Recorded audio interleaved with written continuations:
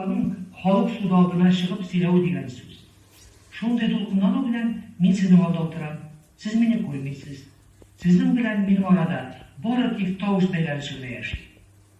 Тавыш дигәннән минем һөнәрем дә бит шул табигатьтә булган тавышларның иң матурларын җыеп, шагыйрьләребезнең оста ителгән сүзләрен көйләргә төшерү, музыка язу. Бүген сүз зур хезмәт уңышлары белән без озата торган 1957 ел эчендә язган җырларым турында барачак. Дөресен әйтергә кирәк, иптәшләр. Җыр язу, кешенең җанлы тавышы белән башкарыла торган музыка әсәрләре язу бик авыр эш. 2 минут эчендә башкарыла торган бу кечкенә музыка әсәрләрендә көйнең йөрәккә ятышлы булуы да, әсәрнең эчтәлеген ачуга ярдәм итә торган ритмиканың һәм гармонияның ачык булуы да, формасының камилләшкән булуы да төп шарт булып тора.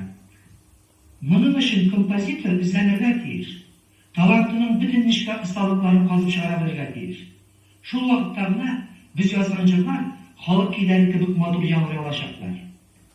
Һәрбер композитор өчен халык таләпләренә җавап бирә ала торган әсәрләр иҗат итү аның намус бурычы. Мин быел җырлау өчен 15-кә якын әсәр яздым. Алар арасында лирик, эпик һәм сатирик җырлар да бар. Шуларның кайберләре белән сезне таныштырырга рөхсәт итегез.